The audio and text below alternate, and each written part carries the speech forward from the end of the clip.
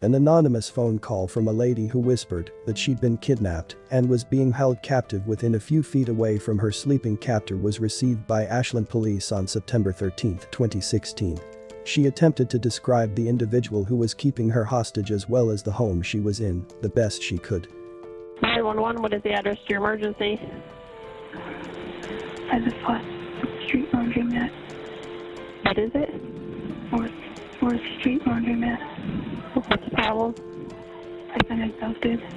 But you're at the laundromat? No, I'm in the bedroom with them. You don't know what color the house is? No. Please hurry. Does he have a weapon? He's got a taser. Are you injured? A little. Is there any way you can get out of the building? I don't know without waking him, and I'm scared. Is there a bathroom in the house? Well, his bedroom is closed, and he made it so it would make noise. And if you told me you had to go to the bathroom, he would do something to you? Yeah, because he had me tied up. So are you tied up now? Well, yeah, but I kind of freed myself. Oh, I woke him up. I just set the phone down. Are you still there? I'm a stalker. What? I'm a stalker. Can you get out of the house? Locked. It's locked. Are you at the door? Yeah, I am. She's at the door. Is there a window there? Yeah, I'm looking out and they tell me to come back. She said, hurry, hurry. She said to hurry up and come back. Come on, hurry up, get out here. Where is he? I'm sleeping. Still sleeping? Yeah. Okay, they have her.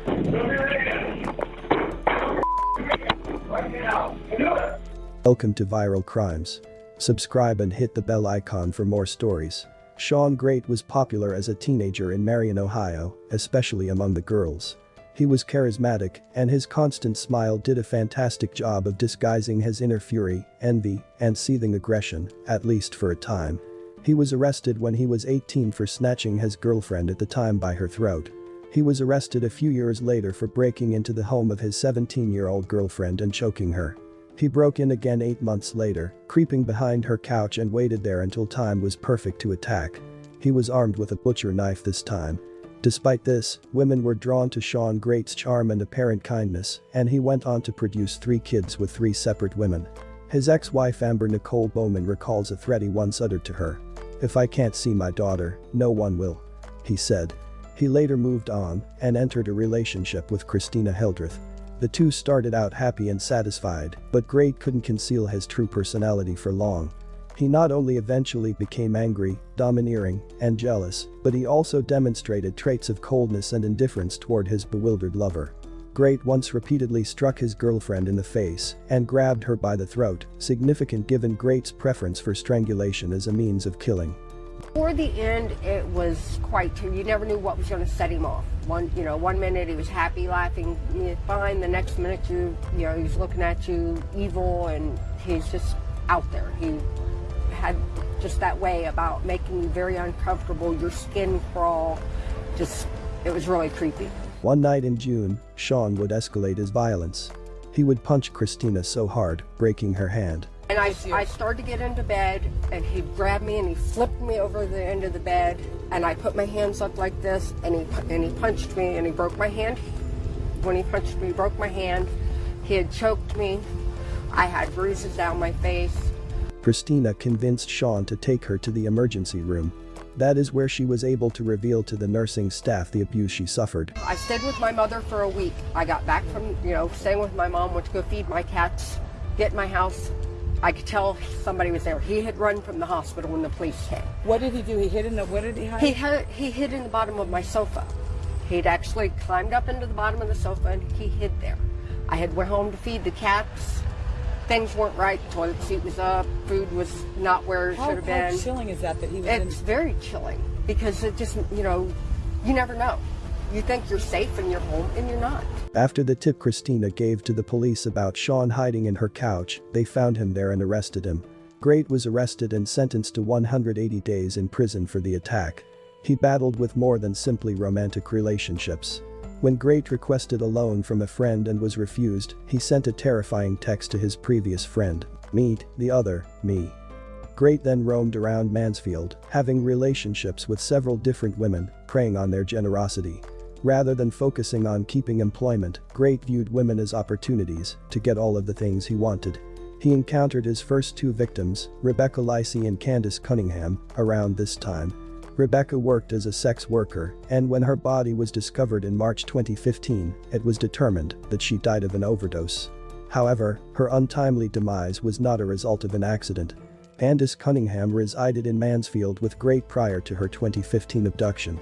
The cops produced no evidence at the time. One person was certain of Cunningham's whereabouts, Grate. On the day of his arrest, he would eventually lead authorities to her body, which was discovered at the back of a house in Richland County that was burned down. With his next victim, Grate's wickedness and savagery were to be amplified. Police have not released her name, referring to her only as Jane Doe. Doe was acquainted with Grate through their badminton games in her apartment building, but once Grate acquired her trust, he transformed into the violent psychopath to which he had subjected scores of other women. He locked her in his residence untortured and raped her for days. The woman alleged she was sexually attacked in every way imaginable while her hands were shackled and strapped to the bed. Grate slept so little the first evening of Doe's imprisonment that she had little hope of escaping. Grate passed out after yet another day of constant torment and assaults. His phone was immediately next to him, ringing, but the kidnapper appeared to be too deep in slumber to hear it. Jane Doe, still partially bound, saw this as an opportunity to flee and leaned across her sleeping kidnapper as quietly as she could to place a call to 911. To avoid waking Grate, she whispered as gently as she could. She murmured, "I've been abducted." When the operator asked whether she could get away, she said she couldn't because she was afraid of waking up her abductor. The line stayed silent for a few moments after the calm woman murmured, "Oh, shit." The operator could only speculate as to what was going on in the bedroom with the woman's violent rapist. The woman picked up the phone after what felt like a lifetime. She'd accidentally hit Grate's taser, which caused him to wake up. Fortunately, he rose up in bed and glanced at the floor before falling back asleep, completely unaware that his victim had called the cops and guided authorities to the home where she was being kept hostage. Grate had been cruelly murdering the ladies who decided to trust him, and some of their remains were decaying in the home he was squatting in when police showed up. Following that, Grate was apprehended and questioned. Stacy Stanley and Elizabeth Griffith's remains were discovered inside the house. Both of the women had died as a result of being strangled. Grate gives detectives a detailed account of how he killed Elizabeth and Stacy.